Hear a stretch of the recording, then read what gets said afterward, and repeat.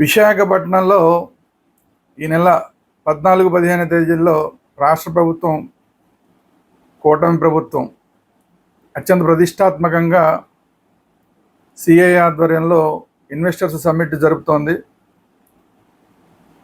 ఆ సమ్మిట్ ద్వారా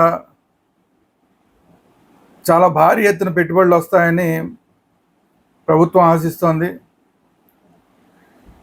అలా పెట్టుబడులు వస్తే కూడా చాలా సంతోషం, రాష్ట్రానికి చాలా మంచి జరుగుతుంది. But at the same time విశాఖవాసులకి ఆందోళన కలిగిస్తున్న విషయం ఏంటంటే, ఇలాంటి పెట్టుబడులన్నిటికీ వాళ్ళు ఎక్కడన్నా విశాఖపట్నంలో ఏదైనా ప్లాంట్ పెడదామనో, ఇంకోటి పెడదామనో, ఇంకో వ్యాపార సంస్థ పెడదామనో అంటే దానికి కావాల్సిన భూములన్నీ సింహాచలం భూముల్ని వాడేస్తున్నారు. ఇది హిందువులకి చాలా అభ్యంతరకరంగా ఉంది.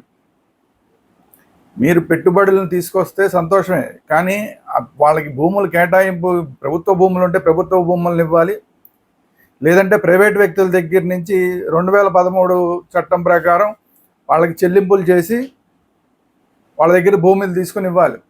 అంతేగాని సింహాచలం భూములు ఎందుకు మీరు పప్పు బెల్లాలు పంచిపెట్టినట్టు పనిచేస్తున్నారు అనేది ఇప్పుడు హిందువులందరికీ ఆందోళనకరంగా ఉంది. ఈ దేవాలయ భూములకి సంబంధించి ప్రభుత్వం కస్టోడియన్ మాత్రమే, కానీ అలాంటి కస్టోడియన్గా ఉండాల్సిన ప్రభుత్వం వాళ్ళే సింహాచలం భూముల్ని ఏదో ఆ సంస్థలు కానీ, ఈ సంస్థలు కానీ, విదేశీ సంస్థలు కానీ వాళ్ళందరికీ పప్పు బెల్లాల కింద పంచిపెట్టేయడం అనేది ఏదైతే ఉందో ఇది హిందువులకి ఏమాత్రం యాక్సెప్టబుల్ కాదన్న విషయాన్ని ప్రభుత్వం గుర్తుపెట్టుకోవాలి.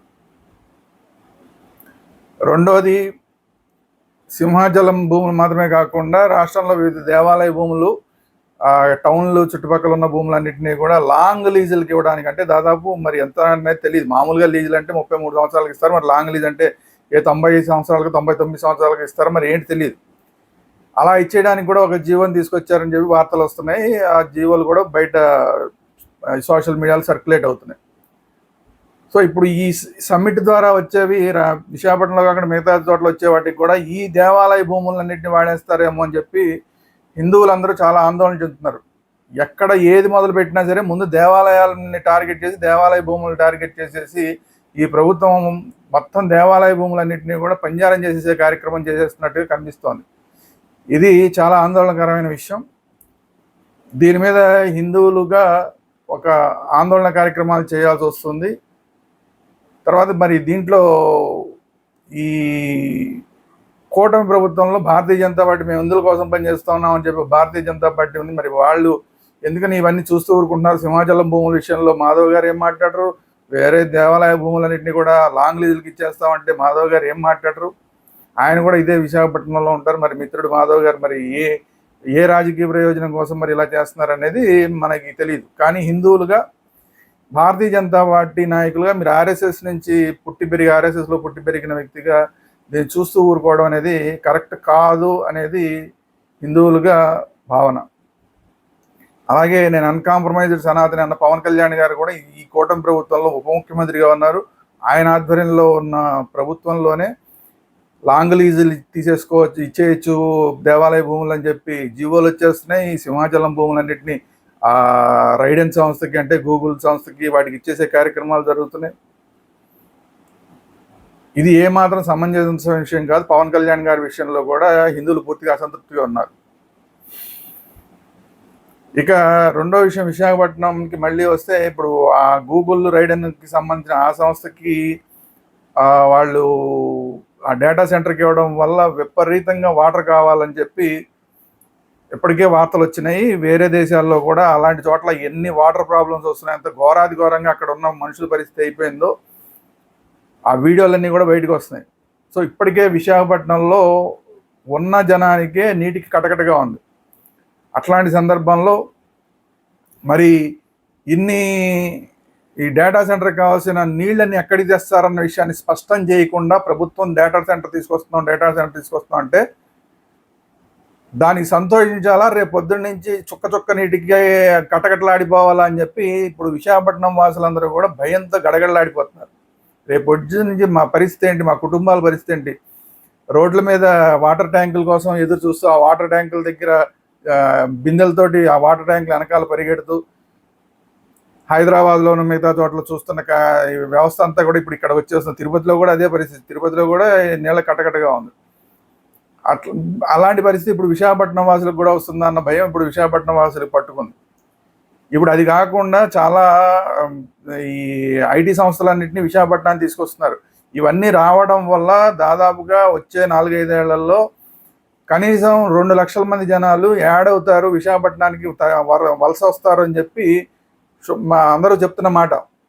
సో ఇప్పుడున్న వాళ్ళకే సరిపోతే నీళ్లు రాబోయే 2 లక్షల మందికి ఎలా నీళ్లు సరిపోతాయి? అది కాకుండా ఇప్పటికే ఉన్న జనాభా వాడుతున్నంత వాటర్ డేటా సెంటర్కి కావాలంటే మరి అవి ఎక్కడి నుంచి వస్తాయి?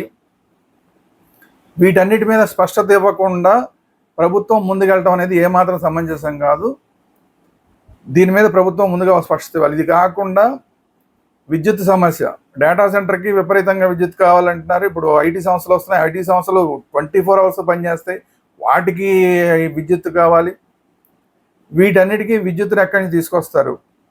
ఇది కాకుండా పర్యావరణ సమస్య, ఇప్పటికి ఉన్న కొండలు మొన్న వైసీపీ ఆధ్వర్యంలో ఏదో ఒక కొండ మీద ఏదో ఒక 4 బిల్డింగ్లు కడితేనే పర్యావరణం పాడైపోతుందని మాట్లాడిన ఈ కూటమి నేతలందరూ కూడా ఇప్పుడు ఇన్ని సంస్థలన్నీ ఇక్కడికి వచ్చేస్తూ ఉంటే వాటన్నిటికీ భూములు ఇవ్వాలంటే ఈ చుట్టుపక్కల ఉన్న పర్యావరణం పరిస్థితి ఏంటి? ఏ కొండలు మీరు ఎవరెవరికి ఇస్తున్నారో ఏంటో అసలు ఏం అర్థం కాని పరిస్థితి.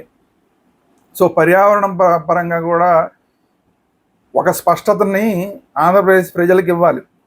పర్యావరణం పరంగా స్పష్టత ఇవ్వకుండా, లేదంటే విద్యుత్ పరంగా స్పష్టత ఇవ్వకుండా, అన్నిటికన్నా ముఖ్యంగా నీళ్లకి సంబంధించి మీరు స్పష్టత ఇవ్వకుండా మేము ఆ సంస్థలు తీసుకొచ్చేస్తాం, ఈ సంస్థలు తీసుకొస్తాం, ఇన్ని వేల కోట్లు పెట్టుబడులు, అన్ని వేల కోట్లు పెట్టుబడులు అంటే విశాఖపట్నంలో సంతోషించే పరిస్థితి లేదు. మీరు చెప్పే ప్రతి మాటకి భయంతో గడగడలాడిపోవాల్సి వస్తుంది.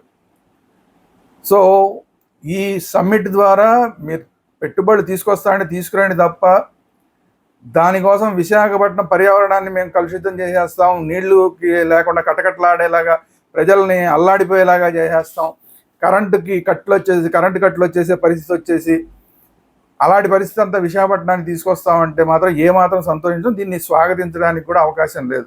అదేవిధంగా ఇందాక నేను చెప్పినట్టు రాష్ట్ర వ్యాప్తంగా కూడా దేవాలయ భూముల్ని మీరు పప్పు బెల్లాలాగా పంచిపెడతామంటే చూసుకోవడానికి హిందువులు సిద్ధంగా లేరు. వీటన్నిటిని దృష్టిలో పెట్టుకుని రాష్ట్ర ప్రభుత్వం, కూటమి ప్రభుత్వం స్పష్టత ఇవ్వాలి. ముఖ్యంగా ఇందులో పార్ట్నర్లుగా ఉన్న భారతీయ జనతా పార్టీ, అలాగే జనసేన పవన్ కళ్యాణ్ గారు కూడా హిందూ దేవాలయ భూముల్ని, సింహాచలం భూముల్ని పప్పు బెల్లాలాగా పంచిపెట్టే కార్యక్రమం జరుగుతుంటే ఎందుకు చూస్తూ ఊరుకుంటున్నారు అనేది ప్రజలకు సంజాయిషి ఇచ్చి ఆ తర్వాతనే ఈ సమ్మిట్లో వచ్చే వాటన్నిటికీ కూడా వచ్చే పెట్టుబడులకు కానీ వచ్చే సంస్థలకు కానీ మీరు స్వాగతం పలకాలని చెప్పి ఈరోజు హిందువులుగా మేము కోరుకుంటున్నాం.